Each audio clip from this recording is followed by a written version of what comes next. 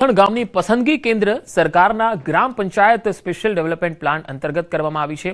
સમગ્ર ગુજરાતમાંથી માત્ર 2 ગામોની આ યોજના માટે પસંદગી થઈ છે, જેમાં આણંદના તારાપુર અને મહેસાણાના નંદાસણનો સમાવેશ થાય છે।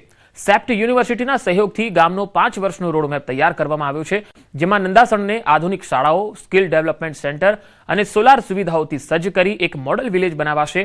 આ પ્રોજેક્ટનો મુખ્ય ઉદ્દેશ્ય શોપિંગ સેન્ટર અને ટાઉન હોલ જેવા માધ્યમો દ્વારા પંચાયતની પોતાની આવક ઊભી કરી તેને આત્મનિર્ભર બનાવવાનો છે, જે ભવિષ્યમાં અન્ય ગામો માટે પણ વિકાસનું ઉત્તમ ઉદાહરણ પૂરું પાડશે।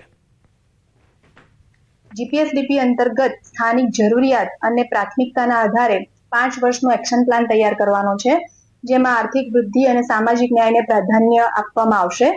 એમાં વિવિધ પ્રકારના રોડ મેપ્સ ને પ્લાનિંગ કરવાનું છે, જેમાં સેપ્ટ યુનિવર્સિટી સાથે સંકલન કરીને આપણે કેટલાક પ્રપોઝડ પ્લાન તૈયાર કરી રહ્યા છીએ। એને પછી આપણે ફાઇનલાઇઝ કરીશું। એના આધારે આપણે ગ્રાન્ટ અને જે કઈ યોજનામાં સમાવેશ થશે એના આધારે આગળ આપણે ઉપર મોકલીને મંજૂરી લઈશું। આ એક મોડેલ ગામ જેવું બનાવવા જઈ રહ્યા છે। ગ્રામ પંચાયત સ્પેશિયલ ડેવલપમેન્ટ પ્લાન એ ભારત સરકારના પંચાયત મંત્રાલયનો એક સ્કીમ છે, જેમાં આપણે ગુજરાત રાજ્યમાં નંદાસણ સિલેક્ટ કરવામાં આવ્યા છે।